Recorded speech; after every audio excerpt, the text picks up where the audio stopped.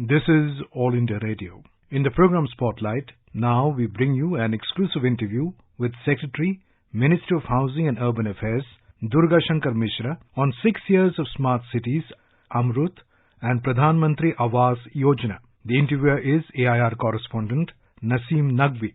Prime Minister Narendra Modi has a vision about housing for all. He had given a call for housing for all by 2022. Pradhan Mantri Awas Yojana has contributed to this in a big way. Please tell us about this scheme and how a person can avail this facility.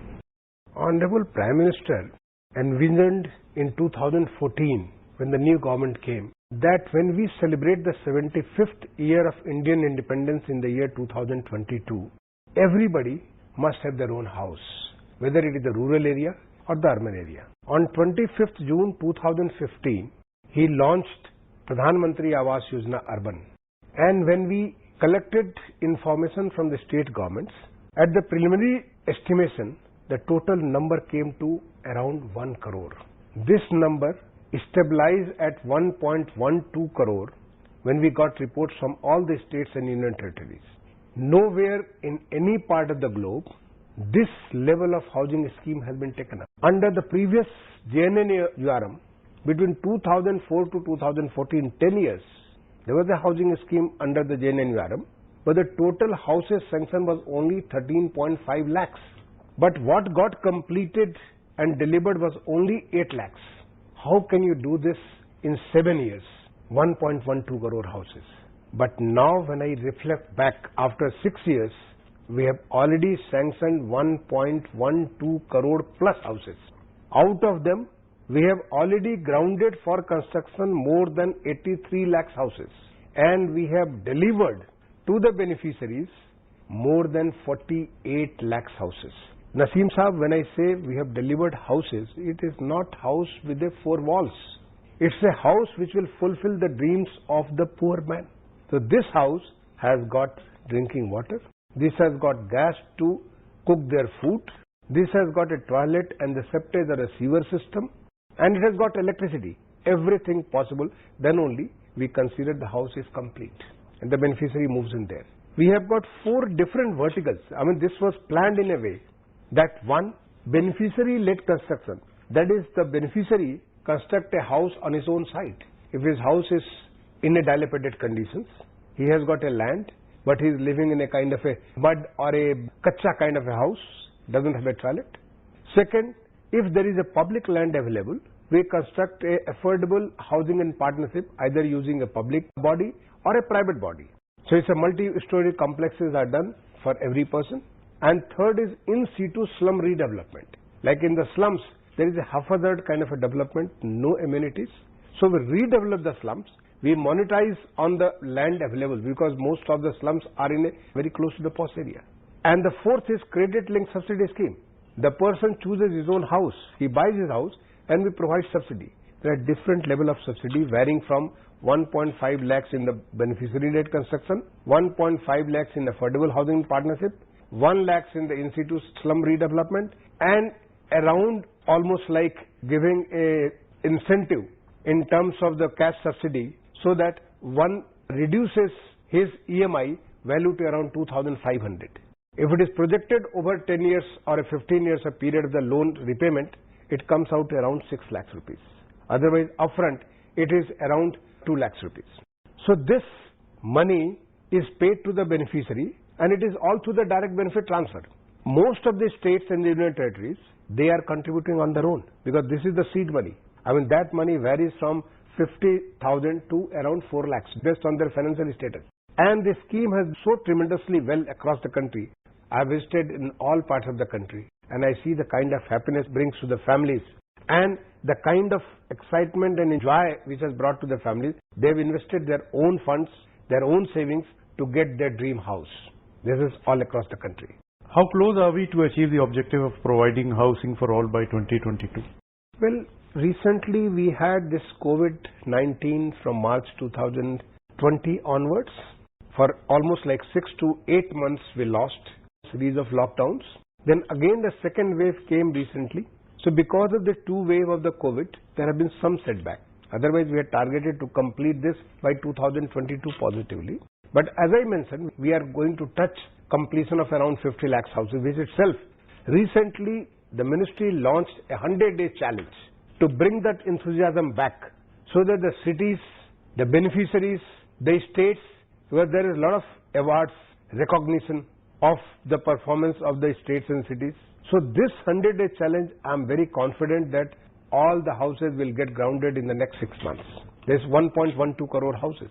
And if not in 2022, definitely in 2023 we'll complete all these houses, because this is the vision of Honorable Prime Minister, to provide a house which will fulfill the dreams, visions and aspirations of the families living in the urban areas. We will do that. In fact, recently, during the pandemic, when the whole world was facing the challenge, I'm very happy that with the vision of the Honorable Prime Minister, we launched for the first time in the independent India affordable rental housing complexes. Because when the urban poor, the urban migrant, when we saw these people were going back, because most of them were forced to live in slums or live in unplanned kind of a colonies, because they could save cost on living, but they will compromise on their living standards. So a new scheme called Affordable Rental Housing Complexes was launched during the pandemic. And I'm very happy to share with you that this Atmanirbhar Bharat scheme has got an immense response from the states. Already more than 2,500 people are benefited by this rental housing. More than 6,000 houses, they are under the RFE stage.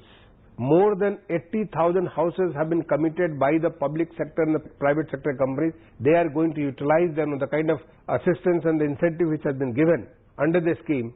They are all going to come up with new kind of housing. This will help the students who are coming to the cities for their studies and they live in very bad kind of conditions. So they will get that housing at a very affordable rate. Those who are migrating to the cities, because everybody may not like to have their own house, because they have a house way back in their own small town or in their own village, but they would like to take it on rental. Let them get rental housing at affordable rate. This is another very important scheme, part of the Pradhan Mantri AWAS Yojana. Some of the houses built under this mission were used as COVID facilities also recently when this pandemic happened. Can you tell us something more about it? While the houses had been done and they were still not occupied, especially during the first phase, when they were not occupied and the houses were all complete, so the states, the cities, they utilized them as a shelter. For there was a lot of migration from the urban areas to the rural areas to the smaller towns.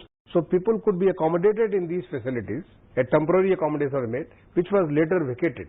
Even during this period, in some places, some hospitals were also used, because these are the facilities which have been created under the Pradhan Mantri Awas Yojana, and they will all be occupied. Now let's turn to another very ambitious project of the government, which also completes 6 years. AMRUT, which is Atal Mission Rejuvenation and Urban Transformation. This is about sewage networks and water supply for urban transformation. What is the progress of this mission, and are you satisfied with the progress? Definitely. This AMRUT scheme was launched by the Honorable Prime Minister on the 25th June of 2015 for 500 cities whose population was more than 100,000 in 2011 census, or they were important cities either on the river or the state capitals or on the island cities, because their population is less but they are quite important. So we had these 500 cities. The first objective of this AMRUT scheme was to make sure that every household gets drinking water, either in their own home, preferably in their own home, and if it is not possible because there is congestion, then we have a tap which is available within 50 meters. You understand that more than 50% of diseases are waterborne, because people do not get clean drinking water. So they get these diseases and they reduce your capacity. They inhibit your performance. So this scheme was to take care of drinking water. It was also to add to the sewerage and septage network. We were covering nearly 30% of the sewerage in these 500 cities. We wanted to take it to more than 60%. And then for every city, we wanted to have a green parks where it could be used as a community facilities. I'm very happy to share with you a scheme whose total project outlay was around 78,000 crore. More than 79,000 crore works have been grounded. More than 54,000 crores worth of work has been completed in the last 6 years. I'm not to talk about the money. I'm talking about what actually impacts the people's life. We had assessed the total gap of 1.39 crore water taps. We have already provided 1.05 crore water taps in the houses of the people. We have assessed gap of 1.45 crore sewer connections. We have already provided 78 lakhs sewer connections. Why? Because this takes longer time. The gestation period is longer. But I'm sure in next 2 years, by 2023, just because we had lost certain period because of the COVID, the challenges due to COVID, a lot of construction activities were halted. So by 2023, not 1.45 but 1.5 crore sewer connections and the septage network will be done. We have also developed more than 1,800 parks covering more than 3,700 acres of green area, and work on another 1,200 parks is under progress. We have already converted, this is another important to the drainage system. We have got something like 1,800 places which were mostly inundated during the rainy season. So by improving the drainage network, now those places which used to get flooded, now they are out. On the sewer network, we have also created so far 1,240 MLD of the sewer treatment plants. And I'm very happy to share with you that out of 1,240 MLD plants, 907 MLD is being reused or recycled. That shows nearly like 75% of the water where we were using the fresh water, now this treated water is going to be used either in the industry or in the horticulture or in various other things, even construction activities, washing, cleaning, in their own toilets for the flushing, all these activities. So the fresh water has been replaced by the treated water. And we are already under construction, something like 4,800 MLD of the sewer is under construction, and all these will get completed in the next 2 years by 2023. So there has been a huge progress on the reform fronts, because there is not only the construction of the infrastructure, but on the reform front, we have got 88 lakhs street lights converted into LED lights. This is saving nearly 193 crore units per annum. This is saving nearly 15.4 lakhs tons of the carbon CO2 emissions because of this conversion from that to the LED lights. We are also converting the water pumps and the sewer pumps into the energy efficient pumps. On the reform front, for all building permission system, people used to take 2 years, 3 years, 4 years. But you may be aware that in the World Bank's ranking of ease of doing business, India's rank was 186 in the year 2015. 186 out of 190 countries. We were 4th from the bottom. And in the last year rank, we were 27. No part of the world, no country has risen 159 places in just with the effort of the 4-5 years. And I'm very confident World Bank ranking comes this year, it will be within top 20. That is the kind of improvement we have done. And not only for the Delhi, because they are only assessing Delhi and Mumbai. We are taking across the country. Some 2,465 cities out of some 4,400 cities already have online building permission system. You don't have to go anywhere, apply online, assessment online, you will receive the plan approved online. 16 states and union territories have got their 100% urban areas. It is all online building permission system. During this period, we have also trained more than 50,000, either the municipal employees or municipal executives like the mayors and the corporators. So a lot of reforms action have also taken place over these years. And the most important, this work, the last 6 years, the lot of learning, capacity building. We have the confidence now to take it to the whole country. 6 years back, we didn't have that kind of a confidence because we did not have that capacity to build this kind of a water, sewer or other networks. Today we have that kind of confidence. That brings us to the end of this program, sir. It was very enriching and very informative. Thank you very much. You were listening to an exclusive interview with Secretary, Ministry of Housing and Urban Affairs, Durga Shankar Mishra, on 6 years of smart cities, AMRUT and PRADHAN AWAS YOJANA. The interviewer was AIR correspondent NASEEM NAQVI. This program was produced and presented by the News Services Division of All India Radio. You can listen to it on a mobile app, News on AIR. This program is also available on our YouTube channel, News on AIR Official. You may email opinion about this program at airnsdtalks at gmail.com.